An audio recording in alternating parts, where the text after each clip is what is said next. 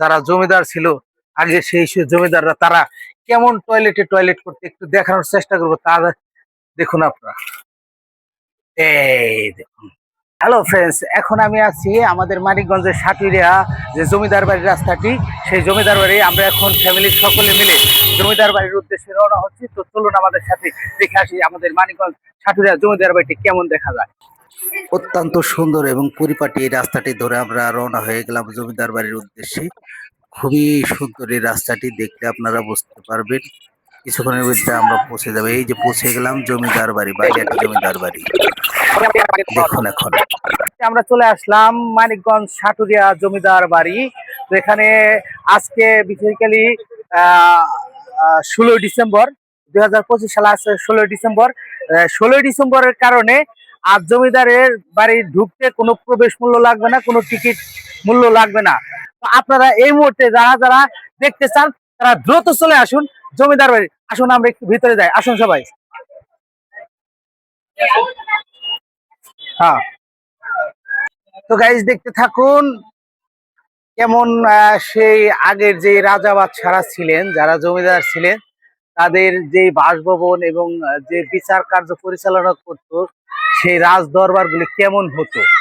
দেখুন এই প্রাসাদের যে স্ট্রাকচার গুলি আসলে কেমন করে তৈরি করেছে। দেখুন আপনারা, বিশাল এক অট্টালিকা তৈরি করেছে, কয়েকটি, 1 2 3 4 চারটি প্রাসাদ রয়েছে। একদম মেন ফটকে ঢোকার সাথে সাথে আপনারা পেয়ে যাবেন 4টি প্রাসাদ।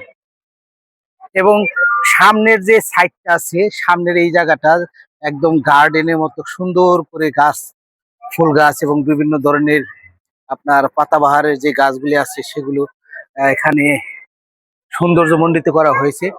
আর তো আপনারা আসলে প্রথমে দেখতে পাবেন এই জমিদার বাড়ির 4টি গেট রয়েছে, লোহার যে মেন ফটকগুলি। তো একটা ফটক সবসময় খোলা থাকে। তো এখানে দিক নির্দেশনা দেওয়া আছে। তো আপনারা এখানে যারা প্রাপ্তবয়স্ক আছে, প্রাপ্তবয়স্কদের জন্য 30 টাকা প্রবেশ মূল্য ধরা হয়েছে। এবং আজ 16 ডিসেম্বর হওয়ার কারণে আজ প্রবেশ মূল্য একদম ফ্রি। তো আজকে যারা বাংলাদেশে স্বাধীন হয়েছিল, সেই স্বাধীনতা উপলক্ষে আজকের দিনটি একদম ফ্রি করা হয়েছে দর্শনার্থীদের জন্য।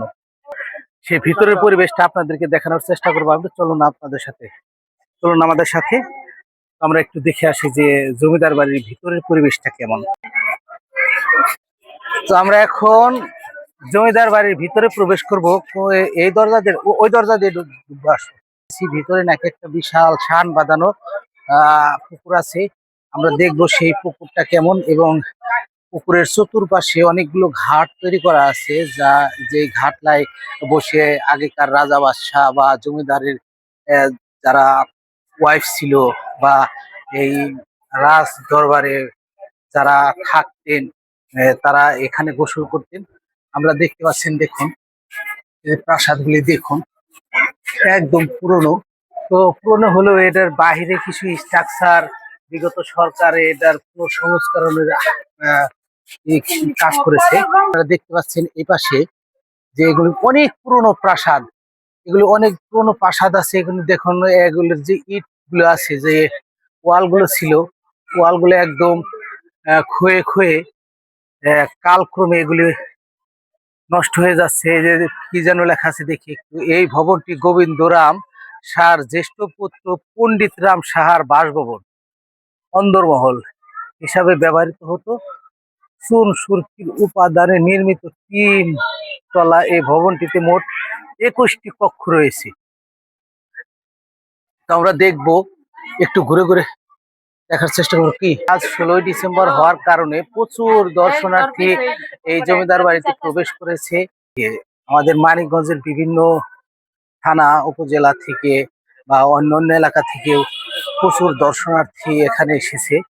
যে সে খুব আসলে যত্ন না থাকলে যা হয় আর কি, যত্ন না থাকার কারণে দেখুন মানুষ আসলে যারা ঘুরতে আসে, যারা দর্শন করতে আসে এটাকে, তারা আসলে এটাকে নোংরা করে ফেলেছে, বিভিন্ন ধরনের বোতল এবং পলিথিন ফেলে রেখেছে।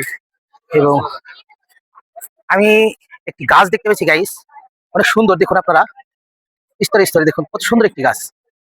তো আমি আগে পরে এরকম গাছ দেখিনি, আপনারা দেখেছেন কিনা আমি জানি না। তো আপনাদের ভালো লাগলে একটু দেখে যাবেন এসে। এখানে আরেকটি গাছ রয়েছে, সেম ক্যাটাগরির একটি গাছ, যেখানে আরেকটি গাছ রয়েছে, এখানেও আরেকটি গাছ রয়েছে।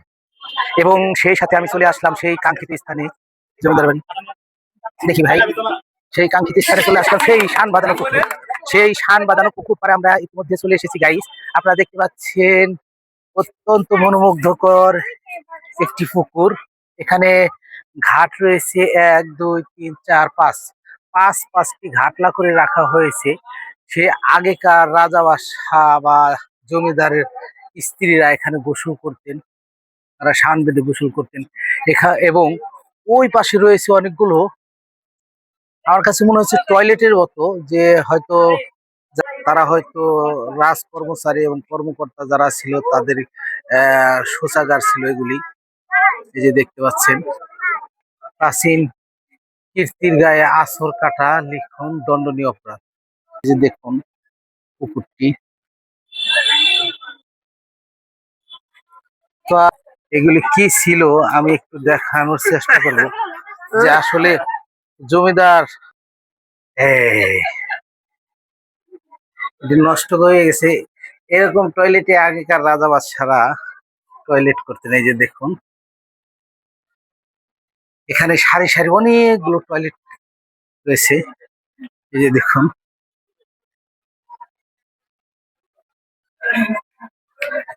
এই যে এখানে সারিবদ্ধভাবে অনেকগুলো টয়লেট তারা করে রেখেছে।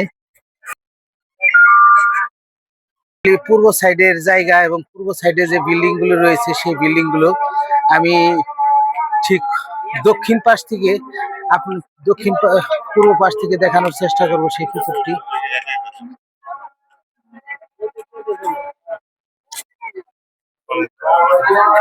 এখানে একটা কূপ রয়েছে, এই যে দেখুন, আপনাদের দেখার চেষ্টা করব।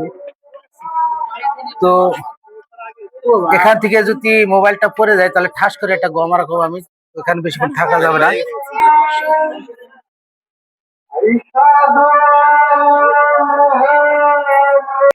তো গাইস, আপনাদের দেখানোর চেষ্টা করলাম আমি যে আমাদের মানিকগঞ্জ সাটুরিয়া বালিয়াটি জমিদার বাড়িটি কেমন লাগলো, তো কমেন্ট করে জানাবেন। এই মুহূর্তে আমরা বিদায় নিচ্ছি বালিয়াটি জমিদার বাড়ি থেকে। সে পর্যন্ত সকলে ভালো থাকবেন, সকলের সুস্বাস্থ্য কামনা করে আমি ইউসুফ বিদায় নিচ্ছি আপনাদের মাঝ থেকে। ভালো থাকবেন সকলে।